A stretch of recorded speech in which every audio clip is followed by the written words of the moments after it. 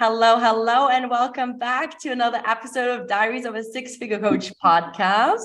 I am your host, Teresa. You know this, but I have a very, very incredible guest with me today, Milli Fox. Milli and I actually got to know each other on our business building journey. We both have beautiful coaching businesses. We both have a very similar philosophy around things. And I learned a lot from Milli about manifestations, how to manifest, how to hold compassion around your manifestation. I attended one of her incredible manifestation programs and loved it.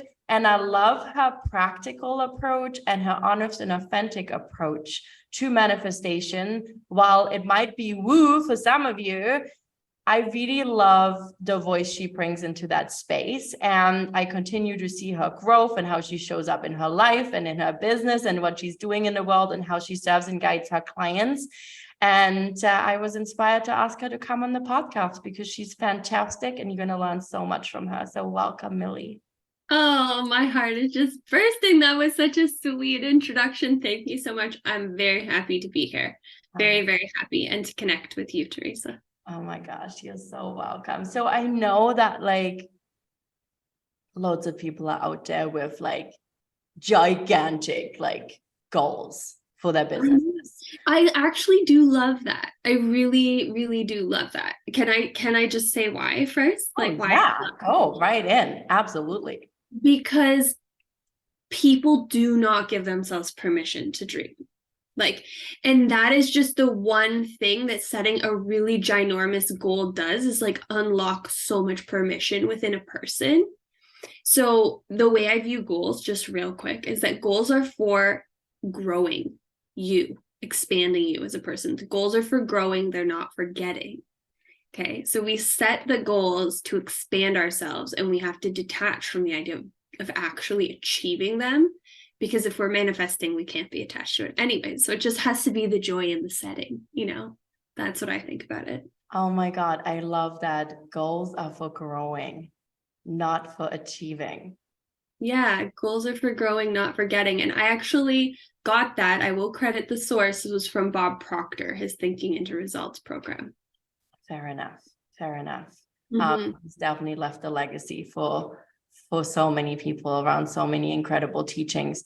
I love this. This is such a powerful reframe. I would love to know how this has supported you on your business journey, and especially around not getting attached to that goal or to that outcome that we want from, especially I feel like in business, but it's also in relationships and love and really in everything. But I find it's so easy to cling. And I know we can't receive with a closed hand. So how do we do that? How did you get there? What does that look like for you and your business and life? Okay, so it's been a journey for me, right? Because I'm super go-getter, overachiever, type A sort of. I call myself a recovering perfectionist, right? So that's the lens really that I teach through, is because I understand how much pressure people put on themselves. I put immense pressure on myself. And I never gave myself permission to set big goals, because if I didn't achieve them, I would be a failure. You know what I mean? That would be just too hard for me. I needed to be really realistic, So when I finally had this reframe myself around the goals being for growing, not for getting, I was like, wow. And I had a coach who really encouraged me to set a big goal. And I was seeing a lot of really big achievements going on in the coaching space, right? Lots of 100K months, lots of $1 million months, all of this stuff, right? And I was like, damn, me too. Why not me? Yeah, it was a huge expansion and burst of confidence and permission that happened for me. And then a lot of people, I'm sure, I started to put this new type of pressure on myself to get into alignment and expand and all of this stuff. And I thought somehow that like this 100K month could just happen next month. You know what I mean? Like I actually really was attached that it was just like to the idea that it was just going to like fall into my lap and I was going to have no idea where it was going to come from. It would have nothing to do with like, you know, systems I put into place or, you know, pathways that I created for it to flow through. And that was like month after month, not seeing 100K landing out of nowhere. I'm like, damn, I made less this month than I did last month. Ooh, you know what I mean? Mhm. And that's the problem, right? Is because we get really like we get into this weird passive state when we're manifesting, and feel like that there's some like big magic wand in the sky that's going to like grant us this manifestation if we've done it right, you know? And that's not how it works. And there is no right or wrong way to like manifest or like get into alignment. It's not like this means to an end. It's that's why I always say like manifestation is a lifestyle and it should be your operating system because it's the most joyful way to live, right? Is to be in the moment. And okay, so you asked me about my specific journey, right? So how did I detach from this? How did I do this? Let's go there. It was really hard for me to do that because when I want something and when I have my mindset, I'm a 5 times called a stellium Capricorn. Okay, so like we are trudging up that mountain. Okay, so for me, when I get my mindset on something, I'm like, I want it as fast as possible. I want it now. I don't stray from my desires easily once I have my mindset on something. So, and then the idea of need, okay? Like, well, I need that because if I have that, then I can do this, right? So this idea, like I really knew it and I heard the message over and over and over again. You have to fulfill your own needs like now. You have to whatever it is you feel like you need in the future to get something. Usually it's a feeling, right? Usually it's a feeling. So if it's money, you're looking for like safety, stability, confidence, you know, name your feeling that you think you're going to get from money. And you have to become those things for yourself now, right? And that was like a difficult concept for me to embody because I can get really stuck in the tangible and the 3D, and I think a lot of people can. So it didn't happen overnight, and that was another thing for me with like the manifesting and becoming her now and all that stuff. It was like it's very hard on myself for not being able to flip a switch and detach, not being able to flip a switch and cultivate safety for myself or stability, security, whatever. But I kept at it because again, I am that kind of person who is very persistent and I'm still on the journey. Like I don't know if the journey really ever ends, and that's I think a wonderful thing. Like I used to hear that and be like, "Oh god, it never ends." But now I'm like, "Okay, no, actually, this is what we signed up for. We came here to Earth. Like our souls signed the contracts to come down to Earth and play this game. And what is the game? The game is moment to moment. It's feeling all the feelings. It's like experiencing the full range of human emotion. Like and playing the game of always coming back to, well, what do I want to feel right now? What do I want to feel right now? And that is all that really, really matters, right? That's all that really, really matters. It's like, how do you feel right now? Because like I said, you can't do manifestation right or wrong. You could only do it in a way that feels good. Because if it feels bad, like that's not actually intentional manifestation. It's just pretending or trying to manifest. You know, you don't try. You feel good and it happens. That's how it goes. I love that. You feel good and it happens. Yeah. And also, like, I think this powerful reminder that 3D life happens in now. how we're feeling now, not how we're going to feel when we achieve a certain thing or when we get to a certain goal, but now. Right. And I appreciate you sharing about getting so attached to that number and seeing people having these huge financial wins after win after win after win, and then being like, oh, I can easily do that in a month. Like, absolutely, it's possible. And it's not that it's not possible, like, but you made a very valid point in that you have the systems and the processes and the offers and the revenue streams in place and the capacity from physical energy capacity to actually deliver the amount of trainings and offers that you have to do in order to actually be able to not just receive that money, but deliver what you say you're going to do.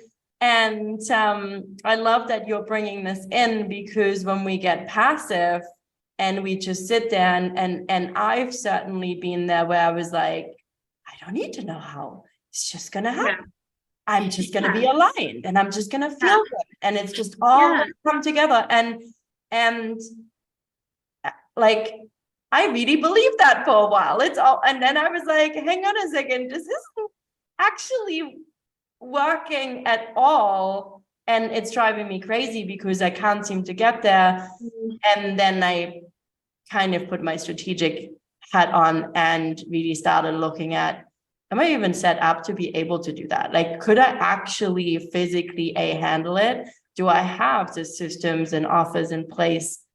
So it's a possibility. And so I started to actually take the actions to lay the foundation that one day that gets to be a possibility in this now. Yeah, exactly. And so, and I'm just like barely containing myself talking, because the thing is, like, that's part of the manifesting too, right? And like everything you said about being aligned and whatever, like that's all true as well, but it's missing some disclaimers, it's missing some context. Like, that's the only thing. It's not one or the other. It's not, hey, I tried to be in alignment and it didn't work, so I have to go full 3D. You know what I mean? It's like, it's both. And you don't need to know the how, you just need to know the how right now. Like, what is my how today? What is my next how? You know what I mean? And like, you can't see how all the pieces are going to line up. It's impossible, right? And then, like, when you said it's a bit woo in the beginning, I was like, it could be, but it also is very practical manifestation if you think about it. Because if you are, just say you don't believe in like magical whatever forces that are at play, if you are visualizing, if you are goal setting, like we know this from like peak performance stuff, right? Like athletics, you will start behaving more in accordance with that outcome, right? If we're just talking purely 3D, physical, whatever. And then maybe you don't believe in like divine intervention, but like maybe you call them coincidences, right? So some coincidences are always bound to happen in life, and you're one foot in front of the other, you're behaving the way that is required of the goal, right? So that's the part, like that's the practical part of manifestation that kind of gets a little bit left out of like the highly spiritual and feminine side of manifestation, where it's like, I call it starfishing, where it's like you just lay back and like, yes, universe, have your way with me, which surrender is important, of course, we'll talk about that, but the universe wants you to, like, I say, hump back. Like, it's co-creation, baby, so you have to take the actions. You have to really go, like, exactly what I said, what's my how right now? And I have this prioritization process that I do personally. And when I'm in it and using it, I get so much done, but still in a state of ease and flow. So I tap in with my goals, my highest desires. I ask myself, what are my top 3 priorities? So usually the priorities are like goals, but they could be like subsets of goals, right? Like, what do I right now? And I might do this twice a day. Because sometimes you revisit your morning list and you're like, oh, actually, that is not really a priority. this is the priority, right? Because you get more clear on what would be the more important thing to impact, like highly impactful. So I call it priorities and impact. I still have to come up with some sexier name for this, but priorities first, you set your priorities. What do I actually care the most about today? And then you ask yourself, what are the 2 most impactful tasks that I can take that will move the needle the most to get me closer to that goal and priority, to get me closer to that goal that's, the subset of that priority. That makes sense. But I just do this process over and over again. When I'm not doing it and I'm just kind of like, yeah, I think that's what I need to do. And, oh, this, yeah, I should do that. I feel called to do that right now. I mean, you are doing like tapping in and asking what you feel called to do when you're making this list, because you're asking yourself, what do I desire most? Like you really are. But it's a very intentional way of coming up with your how, right? And when I'm doing the floaty thing, it's just chaotic. It's kind of floaty, right? And I think that's what happens in that super ultra feminine side of the manifestation world. It's like, and then we get disappointed. And I think that's what happens with a lot of spiritual and feminine entrepreneurs too in their businesses. They kind of just like go with the flow, and they don't have the structures and the systems to support the direction of their flow. And so it is very important. Yeah, I feel like that balance of masculine and feminine. I mean, I talk about that all the time. I am like, I have a very like strong belief system spiritually. I believe in manifestation. I'm very devoted to that part of me, and I love being in flow and creative, and I love space in my calendar and all those good things. And I learned to create all that. But like you said, it actually only worked for me once I allowed myself to put those structures in place, the strategies in place, the processes in place. Like we all have a different, approach to it. Like I love that you're saying, every day it's like, what are the priorities? And then what are the 2 most important things that will really move me closer to that? And then committing to doing them, and you check in. So it's still an intuitive approach to your business. It's still rooted in that feminine energy. It's still very connected, but at the same time, it keeps you very focused. And I always like to say that your ability to be focused is a direct reflection for your ability to create the results that you want, whether that's in your business or whether that's in anything in your life. But when we're all over the place, we tend to be like this like whirlwind. And that is creative energy, right? Like, I mean, I always think about it like a painter that goes and paints this like wild painting and throws different colors, and that's great.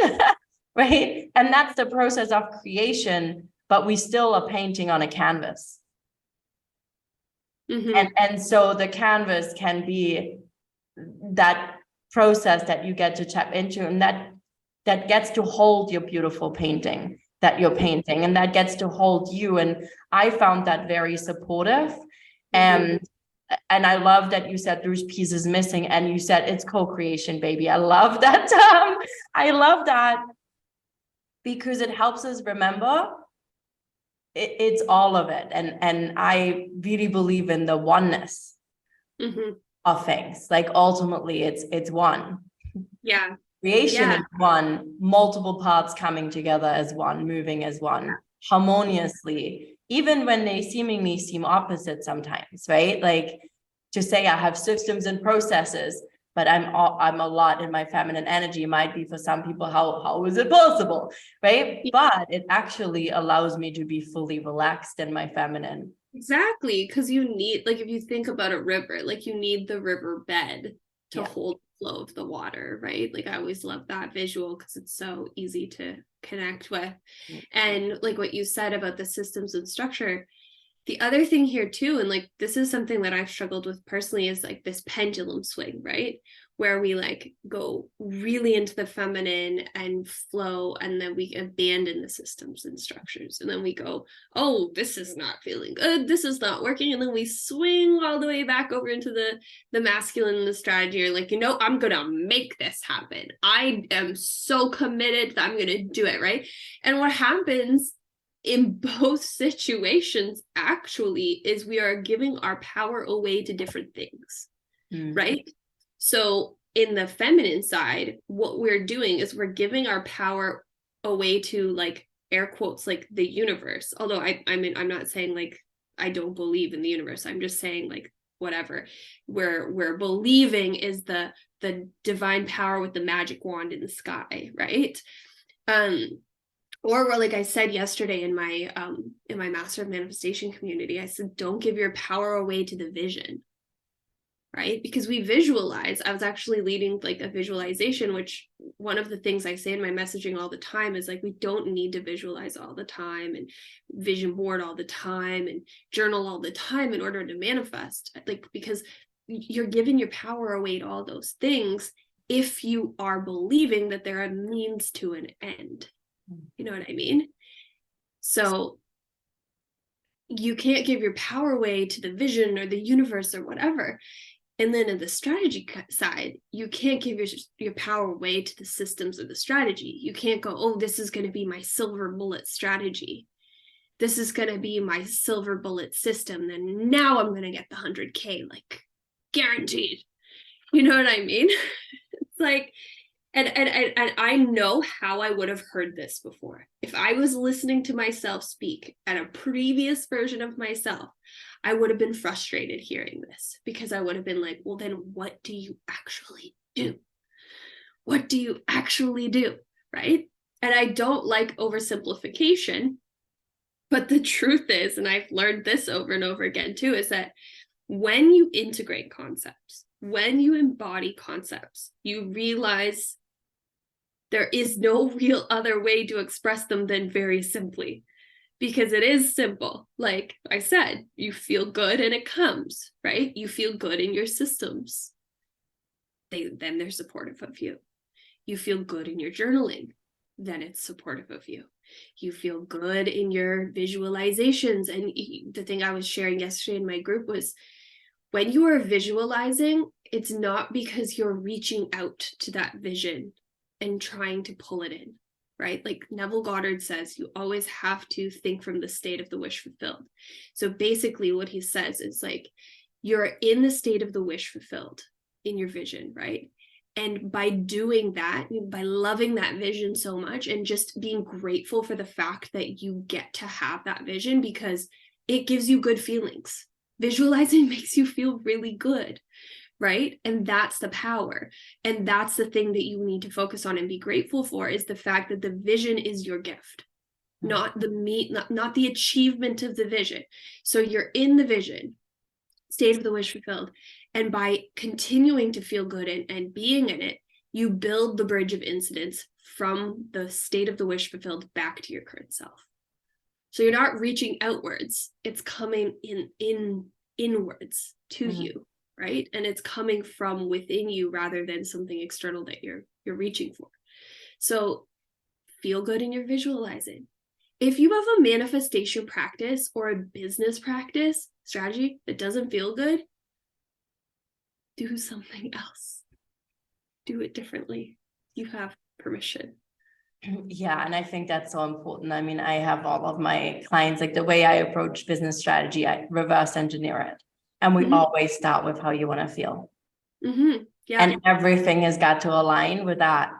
And if it doesn't, we got to get creative and figure out what does, right? Yeah, there's a million combinations. Yeah. Billions. Yeah. Infinite. Oh my God, because it's so, I feel like too, this is, you know, certainly helped me. And I feel like this really speaks to what you've been sharing, is that when I started to approach my business and my strategy and my processes and systems and all this stuff from that same way of does it feel and is in alignment with the way I want to feel now, because I have access to my emotions. We have all access to our emotions right now. Like right now, you don't need anything because we have it, right? Access is there. Exactly. Yeah, I want to add one more thing too, because what I have experienced personally is I will nearly convince myself that a strategy feels good. Okay, I will nearly convince myself that it feels good because I am so deep in belief that that strategy is going to be the silver bullet. So watch out for that, because I'm a 3-5 emotional generator. So for the human design types, but if you're not a human design type, the third line is really about experimentation. So like I need to learn by doing. I need to try things before I can really take the lesson. Like I can't just learn it from someone else. I can't take anybody's word for anything. And then I'm emotional too, right? So there's no certainty in the now for me. And I've really had to embrace these things. So I cannot, like, I give myself so much compassion for trying on so many different strategies that weren't actually like a good, really good, authentic fit for me. And then only having like the clarity, like hindsight 2020, So I feel that.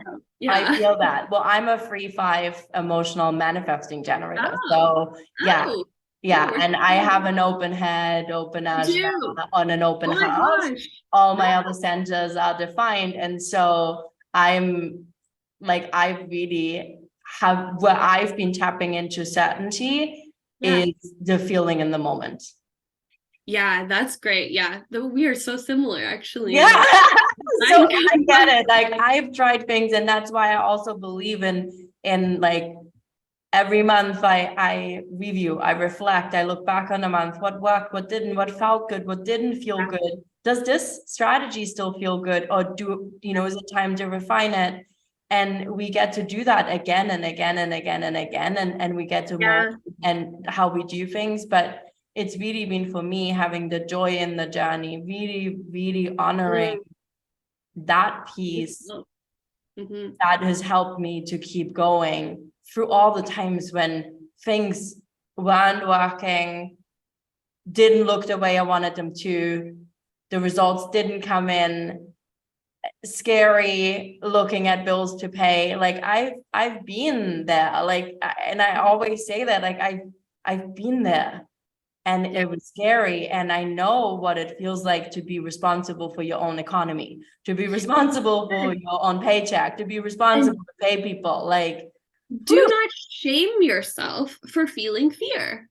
Also, fear is a protective emotion. Like, I really don't like it when somebody uses it to try to shame. So, oh, you're in fear. You're operating out of scarcity. You know what I mean? Like, that's where compassion is really helpful in manifestation, like, oh, there's so many places where it's such a powerful tool. I talk about it all the time. I know you know that. I love that. And I think that's so important. And it's like, I always look at it like, can I hold compassion and ask myself, like, what's a different way I could look at this? And for us, the 3 lines, right? What am I learning from this? Like, what's the lesson here, right? But 100%, I think too, that it's like, it's so much of the learning too around our emotions, I have found, is not judging them as bad or good, but just saying, hey, there's an emotion. Yeah. I've got to feel something. To name it, right? Like being able to name it is so powerful. And I was going to tell you too that my word for 2023 is attunement, which is like what you said, like just in the moment, like, how do I really feel about this? How do I really feel? Like, what is my intuition telling me here? Am I listening? Am I paying attention? What is my nervous system telling me here? Like, that's a whole other level of like listening to your body. Oh my gosh, I love that. Yeah, my number one goal for 2023 was having a calm and regulated nervous system. Yeah, I joined a nervous system like regulation membership myself. Good for you. That's awesome. Yeah, no, I feel like there is a lot to be said about that. And I know, oh my God, like I feel like you and I could like keep talking for hours. I know. So I might like have to have you back as like an encore from this. But I would love to know, from you, like what would be something you would say to someone who's just beginning maybe with manifestation, or might feel frustrated with, you know, it's just not coming in, like, and I'm doing something wrong, and like where would you ask them, where would you say start here? So when I got really deep, like I've known about manifestation for a very long time. Like my dad was into it and things like that. He gifted me Abraham CDs, but I in my adult life, I really came back to it a few years ago, handful of years ago.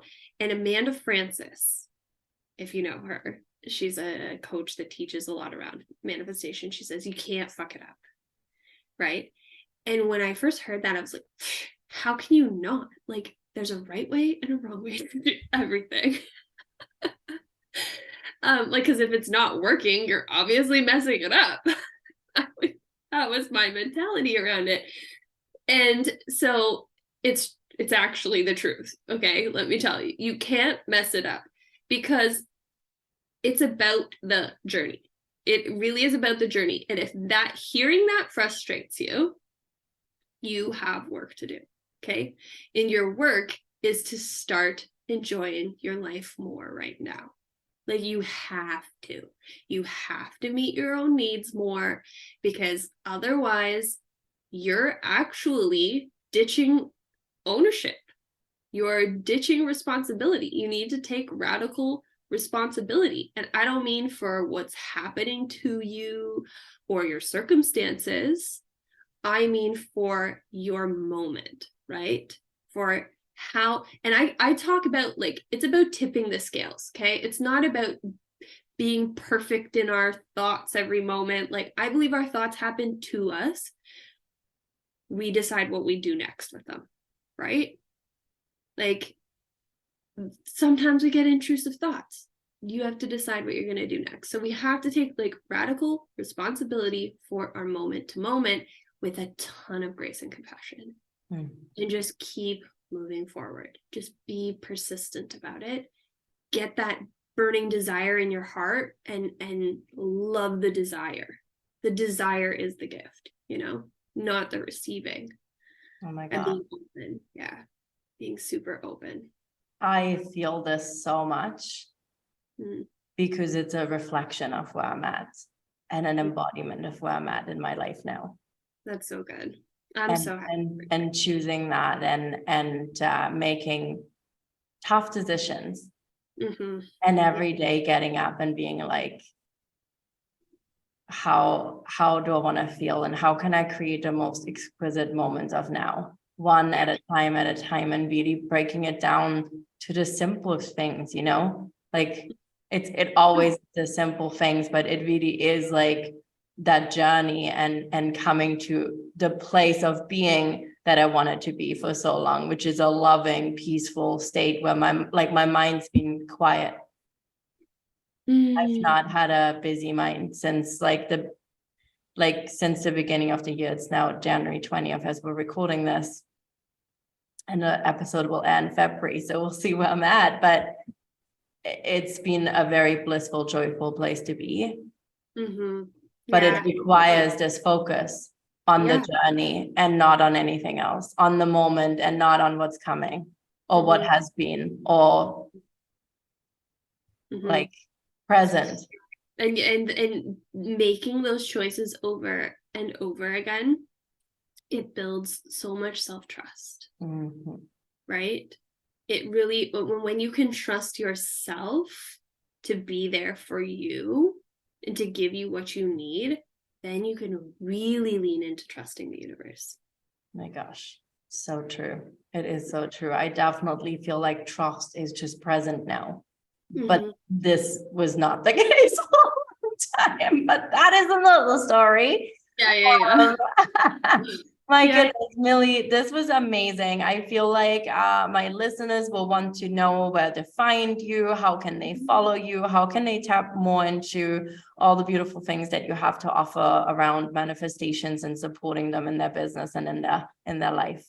Yeah, so my main spot is Instagram. You can come and find me there. I've got goodies at the links in my bio. The main way that I support women is through my Master of Manifestation community. It's a membership hub, lots of courses, lots of support, lots of really incredible sisterhood and community. And then I also have another tier, which is called Mompreneur Plus. You do not have to be a mom. Mom stands for Master of Manifestation. Mompreneur Plus, which is the entrepreneurial tier where we get into like the business side of manifestation as well as strategy too. So we've got those two options. And then I'm doing lots of fun pop-up stuff this year. So just hit my stories because that's where I'm going to be sharing all the details about offers for now.